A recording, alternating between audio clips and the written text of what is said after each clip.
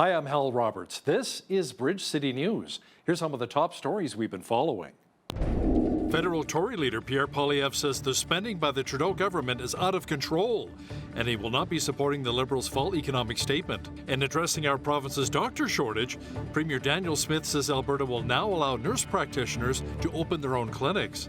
And the 29th annual Christmas Tree Festival is underway at the NMAC Centre, an annual fundraiser to help provide for the Chinook Regional Hospital.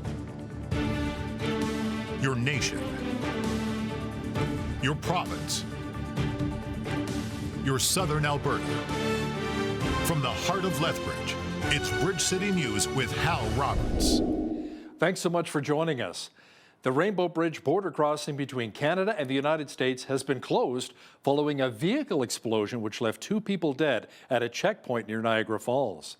3 other bridges between Western New York and Ontario were temporarily closed as a precaution, but have since reopened.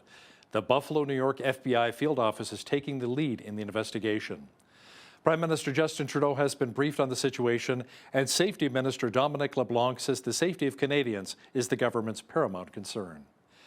The case involving 4 Chinook high school football players charged with assaulting a teammate has been adjourned until December the 13th. The defense lawyers say they need more time to build their case. Police allege a 16-year-old boy was assaulted in the school's locker room after school hours on October the 3rd. The accused, who are between the ages of 16 and 17, have been charged with sexual assault with a weapon, and forcible confinement. Police served a search warrant at the school and confiscated a weapon. They have not said what it was. Since the incident last month, the Lethbridge School Division says some members of the football team have been targeted for harassment. The decision was also made by the school division to cancel the season for the Chinook high school football team. You know, with the ongoing doctor shortage in our province, the government has announced that it is expanding opportunities for nurse practitioners here in Alberta. They will soon be able to open their own clinics, take on patients, and offer services based on their scope of practice, training, and expertise. Premier Daniel Smith says nurse practitioners can provide around 80% of the medical services a family doctor provides, and this will be reflected in the compensation they receive. Funding will also be made available to help recruit the nurse practitioners. We're also providing a grant to the Nurse Practitioner Association of Alberta for $2 million over 3 years. This investment will help to recruit and prepare nurse practitioners as they take on more responsibilities, and it will support them as they move to independent practice and take on patients. Nurse practitioners are highly skilled primary care providers with advanced training. They can assess patients, provide diagnosis and treatment, order tests, and prescribe medications. They are a key part of the solution to ease pressure on the primary care providers. And I do want to be clear, Alberta's government is pulling out all the stops to stabilize and strengthen and improve Alberta's primary healthcare system so every single person can have access to a family practitioner and get the healthcare they need when and where they need it. The province announced an investment of $16 million to upgrade 400 affordable housing units. Officials say this will give Albertans more access to safe homes. The funds will be provided to 30 housing providers across the province that operate government-owned affordable housing units. Through the National Housing Strategy, providers can also apply to Ottawa for cost matching. Funds being made available will go to units in need of repair, including window and roof replacements. Government officials say over the past 4 years, the province has completed just over 2,800 affordable housing units, along with adding 350 new shelter spaces, totaling close to $518 million. The government of Alberta also announced a new agreement with Elon Musk's company Starlink to help provide internet to many rural Albertans. BCN's legislative reporter and the Alberta correspondent with the National Post, Tyler Dawson, has the details. The government, I think, is putting about $1,000 towards each resident and business that signs up for this. And so Danielle Smith is, I mean, she's a fan of Elon Musk. She has been for a long time.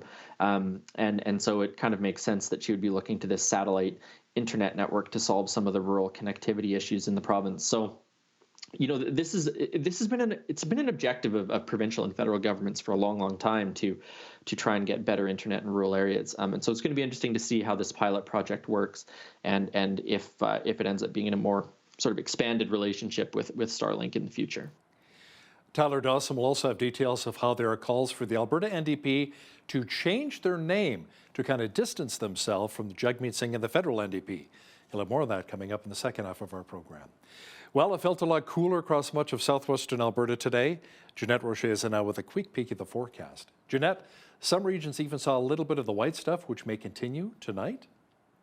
Yeah, you know, Hal, I got to tell you, in Lethbridge today, for the most part, most of the day was beautiful. Blue sky, sunshine. I was running around outside with no coat, just this on. And all of a sudden, out of the blue, just before 3 o'clock, it starts to snow. And it's like, well, where did this come from? But, you know, we did forecast it. So there it is. Those flurries should remain overnight as well and also into tomorrow, Thursday. We are looking at that 60% chance of flurries. So chances are I'm not going to be running around coatless tomorrow. Much cooler in temperature as well, -1 for a high. We're looking at a wind chill factor of -8 with a 15K wind. And I will be back later in the show to let you know all about that 7-day forecast. Hal? And hopefully it's much warmer. Thanks so much, Jeanette. Federal Finance Minister Chrystia Freeland revealed more details on her government's fall economic statement. She says inflationary pressures, along with the slowing economy in Canada, is putting a real strain on federal finances. She also says her government is there to support the middle class. Our fall economic statement has two objectives. The first is to continue to support the middle class at a time when some prices are still high and mortgage renewals are looming.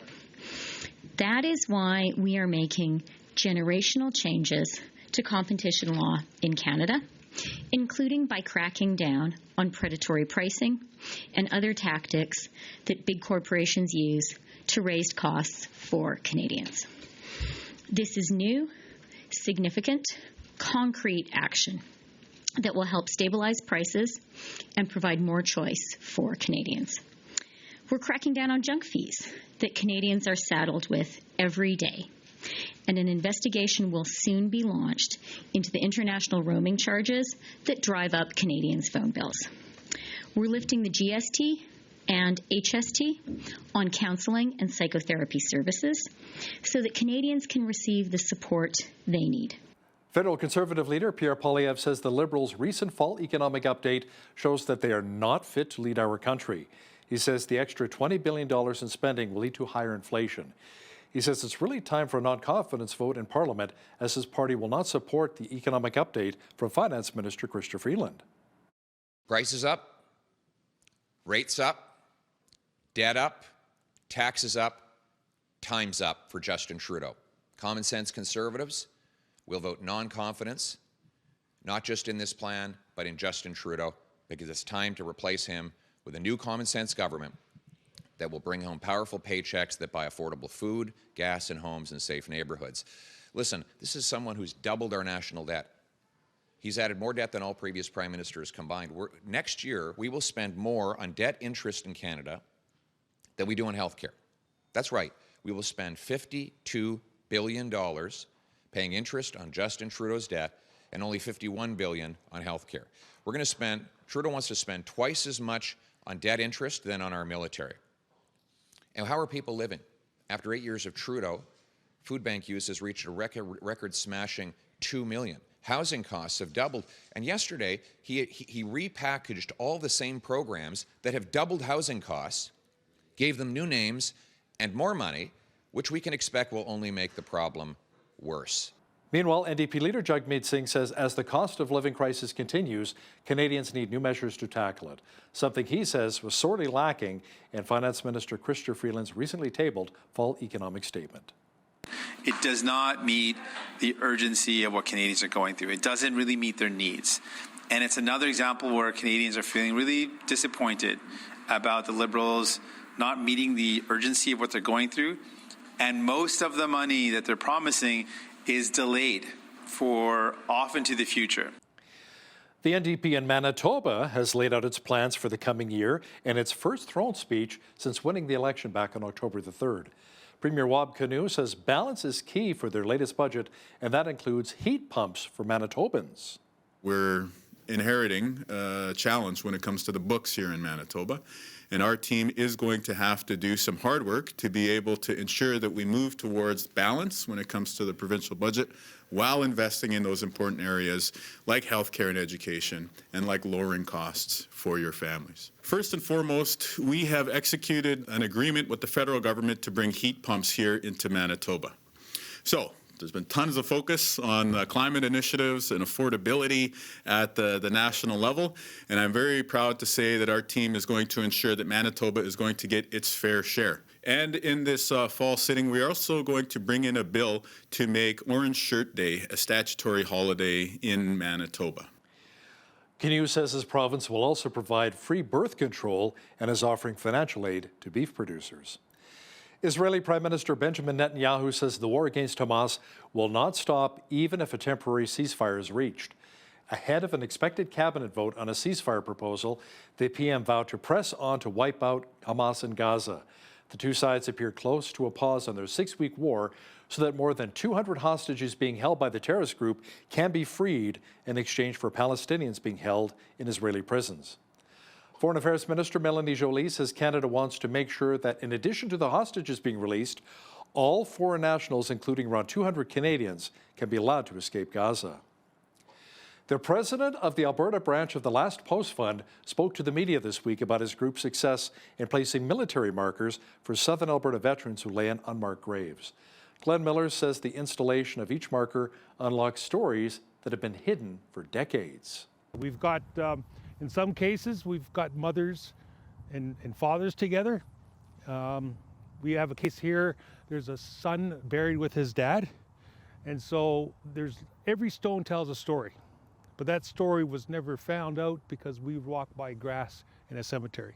So over time, we find these different veterans, identify them, verify it through the Library and Archives Canada what their service was to make sure they're eligible, and then we install a program marker just like this. For more information about the Last Post Fund, be sure to check out their website, lastpostfund.ca. Well, it's starting to look and feel a little bit more like Christmas these days, especially indoors at the NMAC Centre in Lethbridge, where the 29th annual Christmas Tree Festival is taking place. There are 22 trees this year on display, including a very popular Grinch tree. Yeah, that's right. Look at all of that green, the fuzzy Grinch. All money raised from the auction will go to support the Chinook Regional Hospital Foundation. All the money will stay here in Lethbridge at the Chinook Regional Hospital. The foundation supports just the city here, and we put this towards the greatest needs of the hospital, so whatever is deemed the priority by the administrators and what we need at the time. Last year we had $170,000. We are hoping to surpass it this year. Every year the hospital has more needs, the community has more needs, and we're just trying to support what we can. So the gala is actually going to take place tonight at 6:30. We have the wonderful auctioneer, so Bob and Louis Baylog will be on site to auction off our 22 trees. We have 27 items in total, if anyone's seen that difference. We've actually got some 5 live auction items this year. So we've got lovely barbecue, a couple little trips that are intermingled with our trees. We've also got a 4-foot tree, and we've also got 2 wreaths of garlands this year. So altogether, 27 items. That's terrific. And Benson Lohman says the winning bidders from the auction will be notified on Thursday. The YWCA Lethbridge and District has their own special fundraising campaign taking place during the holiday season. It is the Stockings of Hope initiative. Kat Champagne is the Director of External Relations with the YWCA. She says this campaign helps to provide for women and children who currently use the programs and services at the Y or have done so in the past year and who are most in need. So it's a Christmas initiative that allows those families to, with the economic climate right now for everyone, Christmas is tough. So one last thing to worry about when you are dealing with a domestic violence or homelessness situation is to worry about Christmas, especially when you have kids. So the way that this program works is all of our clients are provided a list that allows them to ask for 3 needs and 1 want. So putting on things that, they feel are necessary for their current life situation, and then a little something for them at the end. And we take all of those lists. We average about $100 per person. If there are children involved, they also get the 3 needs and a want. And then those lists are posted up on our website. Community members are able to adopt them. So as you could say, there's no cost to adopting them. And then they get the list of items that have been selected with the associated sizes and things like that. They go out and shop and they drop them back up for us. Champagne says they hope to help more than 70 people enjoy this Christmas season. More information about the Stockings of Hope campaign can be found on their website. November is a month where many men grow mustaches to bring awareness to prostate cancer. Movember got its start about 20 years ago in Melbourne, Australia, when a group of friends raised funds for prostate cancer research. Now today, this movement looks to support men and their overall health. Shane DeMerchant is a Movember participant and an advocate for men's health. He shared a sobering statistic on suicidal rates for men and how Movember is trying to reach out to men in crisis. 3 out of 4 people who die by suicide are men. Suicide is the second leading cause of death in young men and boys between the ages of 15 and 44 in Canada. So we're losing way too many men too early. We're allowing boys and men to get to a point of crisis. And then when they are at that point of crisis, we haven't prepped them with the literacy, we haven't prepped them with the tools, we haven't prepped them with a knowledge of what support is out there once they get to that point. So our mission at Movember is to work upstream and keep boys mentally healthy as much as we can and keep them from getting that point of crisis. Catch the rest of Shane DeMerchant's interview with BCN's Naveen Day coming up later in our broadcast. Well, it was not a bad day today in Lethbridge, a little bit cooler, but it'll be even colder with flurries on the way. A full look at the weather picture is coming up.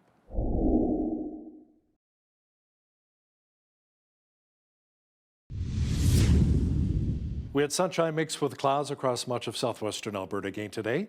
Jeanette Rocher is now with all of the weather details. Jeanette, we experienced some cooler temperatures and even some flurries today, and we may be seeing more of the white stuff developing this evening. Yeah, Hal, didn't look like we were going to get there with that white stuff, but it actually did begin late this afternoon. It's going to remain overnight as we are seeing that 60% chance of showers, flurries rather, going right into Thursday. We're looking at a high of -1 with a wind chill factor of -8 tomorrow with a 15K wind. After that, we are seeing mainly clear skies for Friday, Saturday, and Sunday, high of 0 on Friday, and back up to the pluses on Saturday and Sunday, high of 5 degrees for both of those days, 8 degrees for a high on Monday, and up to 3 degrees on Tuesday with a mix of sun and cloud. Okay, so the average high for this time of year, 2 degrees. Average low, -9, 18 was our high temperature. That happened back in 1954, back 1985. We were looking at our record low for this day, which was -30. I guess, what are we complaining about? At least it's not -30. 7:54, that's when the sun rose this morning. Sunset this evening. I should say this afternoon at 4:41 p.m. Looking at 8 hours, 47 minutes of daylight now. Okay, so mainly sunny on the west coast tomorrow. High of 9 degrees in Victoria, 8 degrees sitting in Vancouver there. Edmonton, we're looking at clearing skies in the morning after evening flurries, 1 degree for a high. 0 is the high expected in Calgary tomorrow, looking at a 30% chance of flurries. Okay, so we're looking at not as much with the flurry activity, mainly clear skies across the prairies. -10 for a high in Saskatoon, -9 in Regina, -9 in Winnipeg, but all 3 of those cities looking at a wind chill factor tomorrow in the -20s, and that's only with a 15K wind as well. Not so much in Toronto though. Toronto looking at a 30 to 50 kilometer per hour wind, high of 7 degrees though, mainly cloudy skies. Ottawa looking at 40%, a chance of showers, 5 degrees for a high. Montreal, mix of sun and cloud, and a high of 4 degrees. As we get into Atlantic Canada, we are seeing a lot more precipitation. So in Fredericton, what we're seeing is a 60% chance of morning showers along with some morning fog there, 6 degrees for a high. High of 10 in Halifax. Halifax actually this evening under a rainfall warning. So we're looking at 40 to 50 millimeters of rain following this evening, and then into tomorrow, another 5 millimeters of rain. Also windy there, 50 to 70K winds over exposed area in that region there. In Charlottetown, looking at another 2 to 4 millimeters of rain falling tomorrow, high of 8 degrees, 2 degrees for a high in St. John's. And after overnight flurries, we are looking at the clouds clearing in the morning for a lovely sunny day there in St. John's. So there you have it. That is your forecast. The federal government promised a new Indigenous loan guarantee program in its fall budget update. People who've been long pushing for such a program are still waiting to find out if it will allow Indigenous communities to pursue any projects they wish, or if the oil and gas industry could be cut out. Tuesday's fiscal update said the government wants to ensure that Indigenous communities share in the benefits of major projects in their territories on their own terms. The First Nations Major Project Coalition says that needs to mean communities can select projects from any sector they wish, including our energy sector. Statistics Canada says airfares have plummeted over the past year. The agency says airlines are shoring up capacity even while consumers think twice about traveling in a world of higher costs. Officials say in its Consumer Price Index, the cost of air transportation dropped 19.4% last month compared with October of last year. It follows a 21% year-over-year drop in September and a 20% decrease in August. Data shows the travel sector continued to roar back from pandemic lows, but experts say customers are curtailing travel plans in response to strained purse strings and nearly 2 years of high inflation. The ousted leader of the ChatGPT maker OpenAI is returning to the company that fired him last week. The news caps a power struggle that shocked the tech industry and brought attention to the conflicts around how to safely build artificial intelligence. San Francisco-based OpenAI said in a statement last night, quote, "We have reached an agreement in principle for Sam Altman to return to OpenAI as CEO with the new initial board of Brett Taylor, Larry Summers, and Adam D'Angelo." The board of directors had refused to give specific reasons for why it fired Altman on Friday. That led to a weekend of internal conflict at the company and growing outside pressure from the startup's investors. Now, here's a look at today's markets. The TSX was up just under 4 points today to finish at 20,113. The Dow was up 184 points to 35,273. The S&P 500 was up 18 on the day to 4556, and the Nasdaq was up 65 points to 14,265. West Texas Intermediate Oil was down 99 cents to 76.77 US per barrel. Natural gas was up 6 cents to $2.90 US. Gold was up 2 cents to $19.90 US an ounce, and silver was up a cent to $23.64 US an ounce. Feed wheat is at $8.98 per bushel, barley's at $6.88, canola's at $15.75, and corn is at $8.26 per bushel. Live cattle December contract was down 53 cents to $174.48. Feeder cattle January futures contract was down 120 to 227.13, and lean hogs December contract was up a dime to 68.28. The Canadian dollar was down slightly over the past 24 hours to 73.04 US.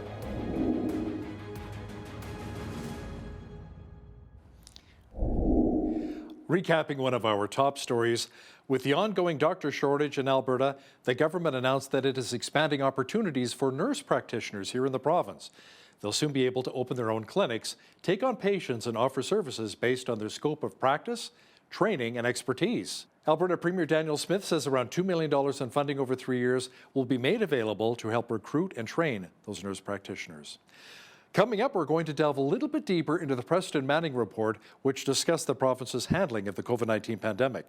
Our legislative reporter, Tyler Dawson, says there were 3 main takeaways from the study, and we'll have details for us shortly.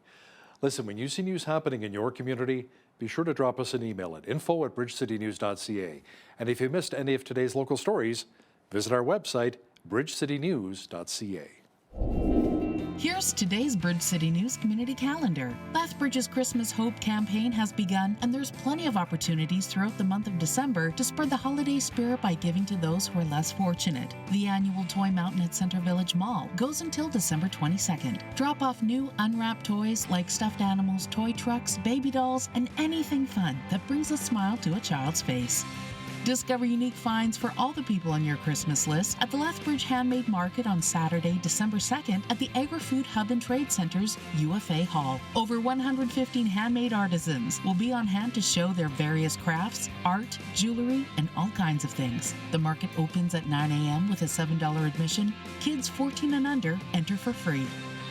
Do you have a heart to serve our community? Streets Alive Mission is looking for volunteers to help make sandwiches, sort incoming donations, assist with Foot Friday, and many other opportunities to serve, receive training, and to provide support for this important cause of bringing hope to the hopeless. Visit streetsalive.ca to fill out their volunteer application or call 403-320-1159.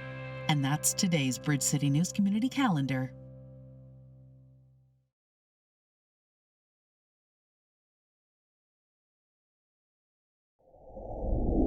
Many people are still trying to digest the report released by the Preston Manning Group, which looked into how Alberta handled the COVID-19 pandemic, lessons learned, and what we could have done better as a province moving forward. Now, giving us more of a Coles Notes version of the Manning Report is our legislative reporter and the Alberta correspondent for the National Post, Tyler Dawson, who joins us once again from Edmonton. Tyler, you say there were, what, 3 main takeaways from the report? What were they? Yeah, I would say so. The first one is really that the stoppage of education was pretty problematic, and that the government in a future crisis should sort of avoid that at all costs. It seemed like during the pandemic there was certainly some evidence that children were less likely to fall severely ill from COVID-19, but there was concerns about transmission to parents and grandparents and things like that. But it basically says, look, the sort of social long-term cost of school closures are really, really high, and that needs to be taken into account in any future crisis. The other thing is the report talks quite a bit about the justice system and charter rights, and whether or not the government got the balance right there. And so really what it says is that there should be this presumption that these sort of measures that we dealt with, whether that was mask mandates or business closures or vaccine passports, whether those need to be tested in court first, and that there is sort of this broader sense that there needs to be more consideration for the rights of Albertans in a future crisis. And the last thing really is that this report, I think really fundamentally what the takeaway is here is that the response needs to be slower in some ways, which is it's a bit of a catch-22, right? In a public emergency, everyone wants a quick response, but the report takes a lot of time thinking about, what evidence should be gathered. There should be, sort of a secretariat of scientists available to give feedback on these things. There should be these considerations of legal challenges, perhaps through the courts before they're ever implemented. It really, I think, suggests a slowdown of response. And so, if you're in favor of a more thoughtful approach, that's a good thing. If you're in favor of a more, urgent response to a crisis, that's obviously a bad thing. But I think that's sort of the main takeaway, is it urges a slower, more thoughtful response. And I think reasonable people are going to disagree, and I think are disagreeing on whether or not that's the right approach. Circling back to a lot of the business owners and businesses that had to close down, they never reopened their doors, Tyler, especially a lot of the restaurants. Even here in Lethbridge, it was very sad to see a lot of the restaurants that have been around for 30, 40, 50 years. They didn't survive the pandemic, and it really broke a lot of our hearts here. Now, there was a little bit of controversy involving the Preston Manning report. Apparently, Preston Manning, shortly after the report was released, he emailed it to several Conservative parliamentarians saying they could use it in their fight against the Liberal NDP coalition. Premier Daniel Smith said, what's the big deal here, since it was actually sent from his own email? Yeah, and she also said, look, his work is done. He did the report. He wrote the report. He's at the end of the contract essentially. And so, what's the big deal here? The concern, basically, I guess, is that does this suggest that this was a fully partisan document designed to be used by the UCP to fight against the NDP here? Could it be used by the federal Conservatives to fight against the NDP and Liberals in Ottawa? In some ways, it's a bit of a not a big deal, in the sense that every government report is partisan in some ways. They're always going to be hewing to the line of the governing party. So that part of it's not that unusual. But there was, this little bit of crisis, sort of a few hours after it came out. He was emailing it out to a couple dozen, I think, Conservative MPs, and then also to Pierre Poilievre, saying that, look, this has sort of a vision of maybe a more conservative response to the pandemic, and this could be useful should there be an election in the next year or two, which, there is going to be an election in 2025 at the latest. Of course, the question that I'm sort of curious about then is anyone going to care about the pandemic in 2 years' time? Are they going to care in Alberta? Are they going to care in, Quebec or Nova Scotia or whatever? So anyways, a little bit of a controversy coming out of the report that had very little to do with the contents of the report, I would say. Yeah, we chatted with Brian Lilly with the Toronto Sun, one of the Sun columnists, and he covers a lot of federal politics for us, and he said it's the same thing as well. Will Pierre Poilievre actually use this? Probably not, because people don't want to hear about the pandemic so many years in the future, right? They've moved on. Let's close that chapter of our lives, and lessons learned. Now, Tyler, a recent motion by an Airdrie MLA could be up for debate at the legislature, and it involves the carbon tax? The carbon tax, the gift that keeps on giving for the UCP. So this has to do with the exemption that was given for home heating oil in Atlantic Canada. Basically, the carbon tax will no longer be collected on home heating oil in those provinces. This was offered by the Liberals a couple of weeks ago now. And it's been really controversial, of course, all the other premiers saying, look, well, if you're going to take it off home heating oil, you should take it off natural gas, propane, whatever. But the other side of this is when Alberta went to the Supreme Court to get a reference on whether or not the carbon tax was constitutional, one of the things that the government and many people felt was a takeaway of that case was that the carbon tax needed to be applied equitably across the entire country. And so they're basically saying, look, it's no longer applied equitably. Does that mean that the courts should take another look at it? Does that change the material circumstances on the ground because of this policy decision made by the Liberals? Does that change, the constitutionality of the carbon tax? So Angela Pitt is asking for a motion to send another reference case to the Alberta Court of Appeal to sort of answer that question. Now, it's a bit of an odd situation because courts when things change, they don't, go, oh, shoot, we should take another look at that. That's just not how the courts work. So there is the possibility that the motion gets debated, the motion passes, and then the Court of Appeal says, nah, the Supreme Court ruled on this just 2 years ago. We're not going to go through that process again. So that's certainly a possibility. But they may say yes, and we might get another answer on it. And I mean, I think it's a tough road for the UCP if they go that way again. There have always been exemptions to the carbon tax. Farmers, for example, with purple gas are exempted from the carbon tax. So complicated legal situation probably, but frankly, pretty good politics at this moment for the UCP and any other premier who's got people who are paying the carbon tax on their home heating as we go into winter. Tyler, there appears to be a movement afoot to change the name of the Alberta NDP. Apparently, some within party ranks want to kind of distance themselves from Jagmeet Singh and the federal NDP. Now, is this actually gaining any traction? And at the end of the day, will it actually matter? I mean, if you become a member of the Alberta NDP, don't you automatically become a member of the federal party as well, as Premier Daniel Smith has suggested in the past? You do, yeah. The NDP has sort of a cross-Canada structure that differs a little bit from the other major parties. The Liberal Party of Canada actually does have sort of branch-planned provincial parties in the Maritimes in particular. But the Alberta Liberals, for example, insofar as they're even still a party, are not actually affiliated with the federal Liberals. But yes, the Alberta NDP are sort of by way of the party structure affiliated with the federal New Democrats. Now, the issue that the folks, I believe they're calling themselves Alberta's Progressive Future. What they're basically saying is that the NDP branding in Alberta is giving the wrong impression. And the wrong impression, they say, is that people think that the federal NDP controls the provincial NDP, controls their policy and those sorts of things. And they don't really. I mean, we've seen a number of times in the past 10 years or so where Rachel Notley and Jagmeet Singh have disagreed quite strongly. So that, but obviously that perception exists, and they're saying, well, if we change his name, we might be able to escape that perception.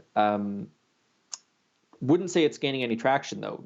Rachel Notley says she likes the name, which isn't totally surprising. And there's big risks to changing a name. If you look over in neighboring British Columbia, the BC Liberals changed their name to BC United, and it caused some problems for their brand. And you have the BC Conservatives now. Gaining a lot of ground on them. So there's real risks to changing names, I think, for political parties. And, it's a fun little thought experiment, I guess, to imagine what it could be if they change their name. But I think there's probably no chance that it happens.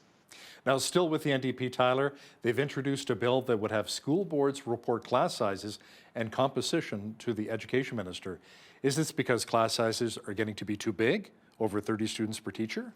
Well, that's what they're saying. Yeah, they're saying that, class sizes are 30 plus kids per classroom, which is, I mean, as an aside, is kind of funny. I mean, I went to school in the 90s and 2000s, and I mean, I think that's all, in my mind, that's what all class sizes were. But I guess that was decline years and all that. So, but yeah, there used to be reporting on this. The government used to report each year sort of average class sizes and things like that. And I believe that was stopped in 2019. And so they're basically just calling on the government to go back to the system that they used to have, so that we know what class sizes look like. And teachers, I guess, are telling the NDP that they've got, complicated classroom situations. You have people with widely varying educational levels, especially in sort of elementary school, and you also have lots of special needs kids who may or may not be getting the support they need through educational assistance and things like that. So the NDP basically just says, look, this is about transparency. We want to know what's going on in classrooms. Of course, there's the political advantage for them as well, because then they can say, look, the UCP is neglecting the education system or whatever. So Would be nice to have those numbers, I suppose. I'm sure parents would be interested in it, but there's certainly a very obviously political agenda for the New Democrats there as well. Premier Daniel Smith and the UCP have inked a deal with Elon Musk's satellite internet company, Starlink, Tyler, and it offers some good news for many in rural Alberta. Yeah, and down in your neck of the woods as well. I think it's Warner County, Cardston, and 40 Mile County is the sort of region, I guess, where people can apply to get Starlink internet. The government, I think, is putting about $1,000 towards each resident and business that signs up for this. And so Danielle Smith is, I mean, she's a fan of Elon Musk. She has been for a long time. And so it kind of makes sense that she would be looking to this satellite internet network to solve some of the rural connectivity issues in the province. So, you know, this has been an objective of provincial and federal governments for a long time to try and get better internet in rural areas. And so it's going to be interesting to see how this pilot project works, and if it ends up being in a more sort of expanded relationship with Starlink in the future. Now, the province has also launched another survey, but this one has nothing to do with the potential Alberta pension plan. This one is about the potential of reorganizing our healthcare system. Tell me more about that. Yeah, you know, the government, this government, I mean, Kenny's government too, I mean, they loved their public consultations and their public surveys. So the government announced this AHS reform a couple weeks ago, and it's frankly really confusing. I mean, I don't know if anyone has fully sort of wrapped their head around it about what it'll actually mean, but the basic version of it is it's going to break AHS into sort of 4 different streams, and each will be responsible for different parts of the care system, whether that's primary care, hospitals, long-term care, mental health, and addictions are sort of the 4 pillars here. So it's not super clear, I would say, what that's going to look like on the ground for people attempting to access services, but there is this survey where people can give feedback on what they think of this proposal to sort of rejig the setup. And, you know, it's going to be interesting because the Alberta Pension Plan survey got quite a bit of flack. You know, it asked some of these logistical questions, but never asked, for example, whether people thought an Alberta pension plan was a good idea. So I would expect we are going to hear a little bit of sort of public grumbling about what this survey looks like, what it's asking. And it'll be interesting to see what the responses are because, of course, this is very complicated, and I think people are understandably leery of any changes to the healthcare system if they feel like they might lose services or lose their doctor or something. So remains to be seen what will come of it, you know, to what extent that's incorporated into this overhaul and all that fun stuff too. Now, still with healthcare, Tyler, the UCP is looking into increasing the role of nurse practitioners to help really strengthen our healthcare system. What would the reforms potentially look like, and how would they be really beneficial for Albertans? Well, the basic idea is that nurse practitioners are going to be able to open their own clinics and practice independently. So, you know, instead potentially of having a GP as your family doctor, you might have a nurse practitioner as your sort of first point of contact with the healthcare system. This is the case already in a lot of other jurisdictions, particularly the United States, but there are other provinces that have sort of expanded roles for NPs as well. And so that's the basic premise of how it's going to improve things. You know, if there's a doctor shortage, if there's tons of Albertans who can't get a family doctor, well, maybe these nurses who have, you know, sort of graduate level education, the government says they can do about 80% of what a family doctor can do. You know, maybe you'll get one of those and that'll be sort of good enough as a first point of contact. It is likely to be a little bit controversial, I think. It is controversial in other jurisdictions. Nurse practitioners do have a little bit less training than doctors. They don't have sort of the full suite of training and skills that doctors do. So I would expect to hear a little bit about that. But, you know, I think for people who are struggling to find a first point of contact with the medical system and are instead going to walk-in clinics or emergency when something happens, I think a lot of people are going to quite like this. And so, not to ramble on about it, but the big thing that this is sort of going to do is figure out a compensation system, whether that's billing codes for nurse practitioners, whether they'll go to a salary system. And so nurse practitioners starting in, I think, January are going to be able to sort of apply with an expression of interest to do this sort of thing. And then the full sort of system of how this will work, I believe, is going to come online in 2025. So a little bit of a future timeline here for when that's really going to kick in. You know, Tyler, many people would agree that Alberta right now is a two-party province. You got the UCP and the NDP, kind of like down in the States with the Republicans and the Democratic Party. Now, as we saw in the last provincial election, none of the other parties, including the Alberta Party or the Liberals, made much of a dent. Now, Barry Morishita, the former Brooks mayor, stepped down as leader of the centrist Alberta Party. He says there really is a need for his party, but you know what? Not a lot of money to support it. Yeah, centrist parties, I think, really struggle. I mean, it's really hard to get fired up about moderate ideas. It's sort of like being a really enthusiastic member of the United Church. It's a tough sell, I think, for some people. My parents were United Church people, so no disrespect intended towards the United Church folks out there. But centrist parties everywhere really struggle to get a whole lot of enthusiasm for their ideas. But the people who are involved are obviously very, very committed, and they believe that there's sort of a middle path to progress.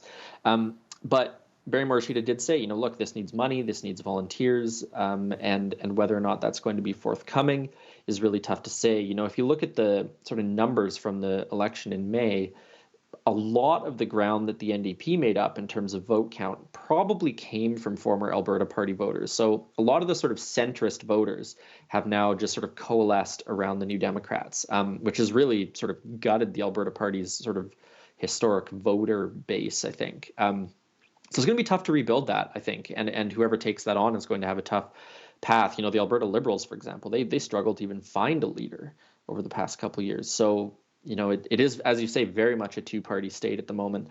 I think the future of these smaller parties are quite in jeopardy at the moment. He's our legislative reporter and the Alberta correspondent for the National Post. Tyler Dawson, thanks so much for joining us today from Edmonton. Thanks for having me, Hal.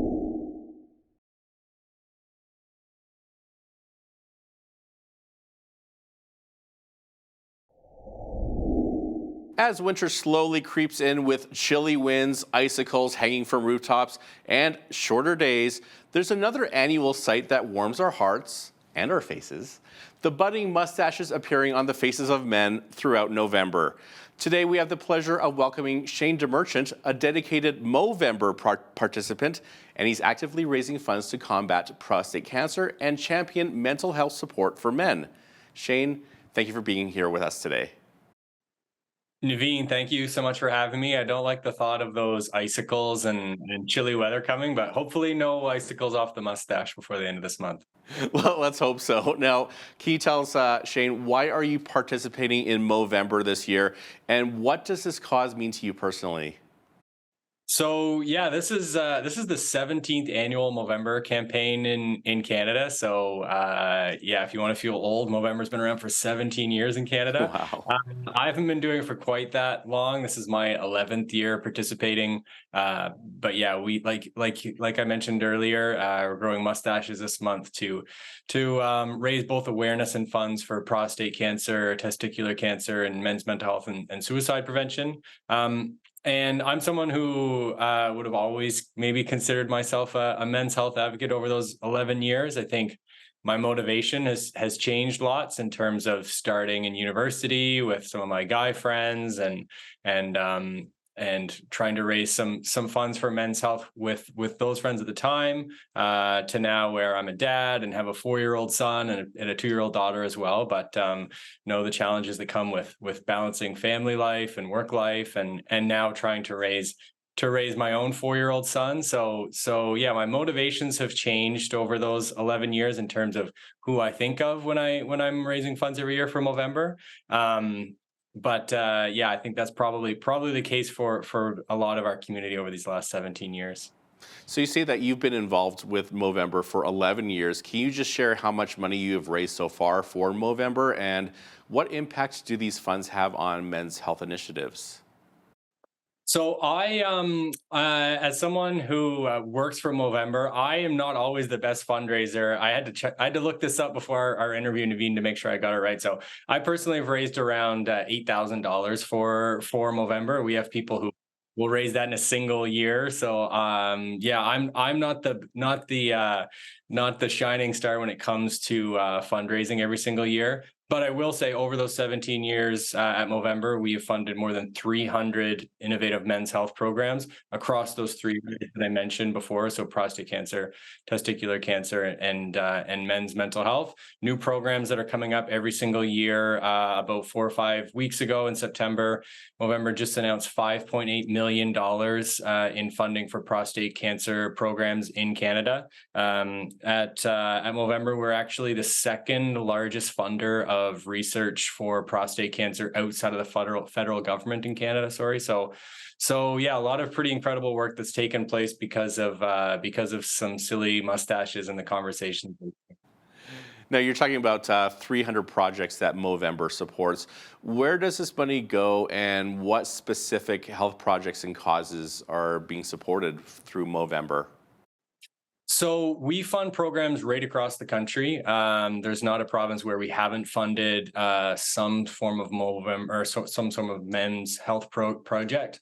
I think on the mental health side, there are a couple of them that I can highlight that anyone can check out on our website. I will say this for anyone who's interested: on Movember.com, across the top of the website, there's a men's health section. Underneath there, when you look under impact, we have details on all 300 plus of the programs that we've ever funded. One of the ones that I'm incredibly proud of is a set of programs that we funded in partnership with first responders across Canada. So that's a community that I've been fortunate enough to work pretty closely with on the Movember side of things. So yeah, through the tail end of COVID, we funded 4 mental health support projects for first responders right across the country. So we've made a couple of videos you can check out about how those ones work. So on the mental health side, that's one I'm really proud of. We funded a mental health tool that anyone can check out that's essentially designed to help all of us have better conversations with the men in our lives about mental health. It's just called Movember Conversations. So the URL for that is conversations.movember.com. Anyone can check it out and walk through a few different scenarios on how to get a conversation started with the guy about their mental health, the types of questions to ask, and maybe some of the support that you can offer. Now, for those who are interested in contributing, what are the various ways people can give to support Movember's mission? Yeah, most people know us for the mustaches. I have a fledgling mustache on my face a few days in, and it's long enough to show up on the camera, so I'm proud of that. But it's not all about mustaches. When folks go to register at Movember.com, you can register to either grow a mustache. You can register to move and stay active for the course of the month. So that's where we encourage folks to either run or walk for 60 kilometers over 30 days. The number 60 there being significant represents the 60 men that we lose to suicide on average every single hour globally. So essentially one a minute. Yeah, in Canada, 3 to 4 people who die by suicide are men, so we're losing way too many men too early to suicide. So that's where the number 60 comes from in that case. And then you can register to host an event, so that can kind of be anything and everything, whether it's a hockey tournament or dodgeball game or hot wing eating contest, whatever you can do to bring your community of supporters together. And then the last way is kind of a catch-all, choose your own adventure. We love our mustache puns, so it's called mow your own way. So again, whether what you need to do or what you can do to start conversations this month is cycling or kayaking, depending on where you are in the country. Pretty chilly for that, but some folks do it. A chili cook-off, whatever you can do to keep the conversations rolling. We're here for all of it, as long as it's safe and as long as it's legal. Well, you had me at hot wings and chili. Now, can you explain the origins of Movember and how it has evolved into this global movement that it is today? Yeah, one of the first questions that people always ask me is how the mustache became synonymous with the men's health movement. I mentioned this is the 17th annual Movember campaign in Canada. The origins of Movember actually go back 20 years, so 2 decades, starting not in Canada, but in Melbourne, Australia, with a couple of friends sitting around on a Sunday afternoon, having some lunch and some drinks and talking not about men's health necessarily, but men's fashion and the fact that the mustache hadn't really become fashionable yet. I think they were like me, children of the 80s, and had dads growing up watching Magnum PI and Burt Reynolds and growing a mustache at the time. So they said, hey, let's try to bring the mustache back this month. So they spent the month of November growing a mustache, recruited some of their friends to do it with them.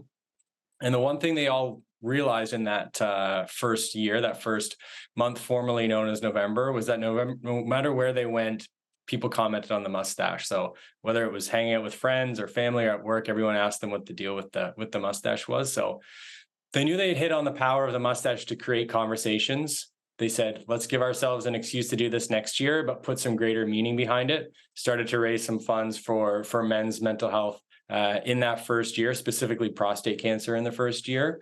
They realized that at the time, the rates of prostate cancer in men were very similar to the rates of breast cancer in women. Wow. Right now, about 1 in 8 men in Canada will be diagnosed with prostate cancer in their lifetime. So started to raise not just the funds, but awareness, and fastest history of lesson of all time that shoots us forward 20 years, where we've had more than 5 million people globally participate in the Movember campaign in one way or another across 20 plus countries around the globe. So a lot of really, really incredible work that's been inspired by a jokey conversation in Melbourne 20 years ago. That's just amazing how it evolved into something so amazing and big in such a small amount of time. Now, Movember just isn't a guy thing. How can women actively participate and contribute to Movember's campaigns and awareness initiatives? Exactly. So I always joke that maybe unsurprisingly, some of our best supporters are women, whether that's guys maybe not being the most organized or relying on the women of their lives to get some initiatives off the ground. But I mentioned the 4 different ways to register. If a mustache isn't your thing, if you can't grow a mustache, anyone can register to host an event. Anyone can register to stay active this month. I think every single one of us has a man in our life that we care about, that we want to keep around as long as possible.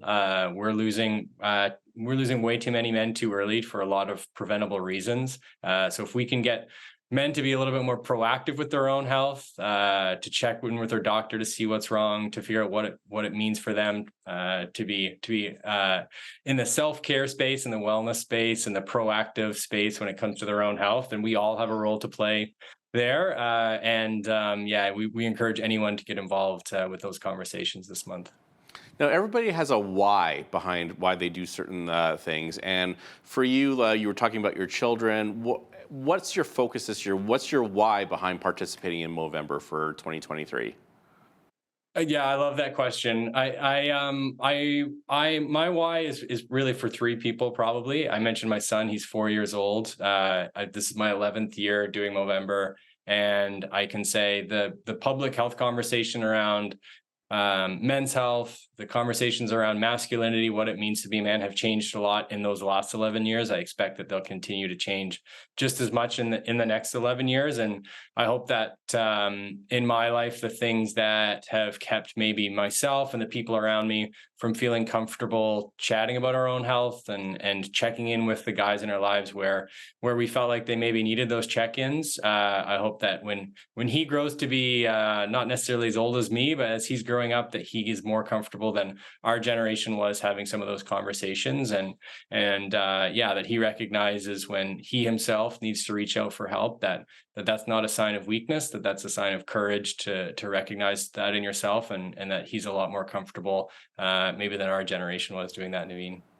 And you talked about the numbers of prostate cancer cases being on par with breast cancer, which affects primarily women.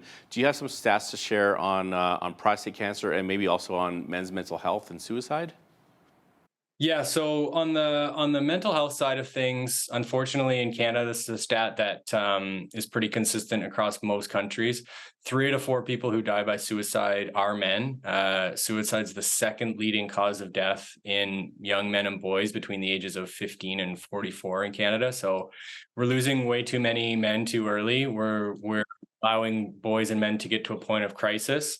And then when they are at that point of crisis, we haven't prepped them with the literacy, we haven't prepped them with the tools, we haven't prepped them with a knowledge of what support is out there once they get to that point. So Our mission at Movember is to work upstream and keep boys mentally healthy as much as we can and keep them from getting to that point of crisis. But when they do, we want to make sure that they're comfortable reaching out for help. They know who to reach out to help for, and they've had the conversations before they get there so that they know what's available to them. And like I said, even for my own son, once they get to a point where they're struggling, they recognize that not as a sign of weakness, but say, hey, this is a point of strength for me to know when to reach out to someone else for help.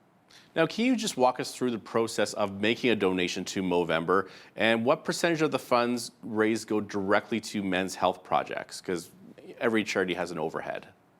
Yeah, absolutely. No matter what we do, even though it's cheap to grow a mustache, there's still lots of little expenses that go into keeping the campaign running every single year and keeping those programs. I mentioned the 300 programs running every single year. So in answer to your second question, it fluctuates a bit every single year, but it tends to hover around that 85% of all funds going directly into men's health programs in Canada. I think for last year, it was just under that. So around 84% of all funds are going into men's health programs in Canada from the dollars we raise.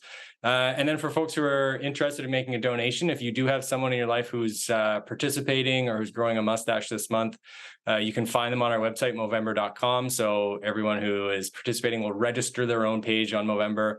You can search their name on their page. We'll have a little button where you can choose to donate. If you would just like to make a donation to Movember in general, you can do that as well. So if you head over to Movember.com, there's always a donate button across the top where you can make a donation to support our work. Shane DeMerchant is an active Movember participant, now in his 11th year of fundraising. Shane, thanks for all your time, and we wish you all the best. Anytime. Thank you so much, Naveen. I'm Naveen Day. On behalf of all of us here at Bridge City News, thanks for watching.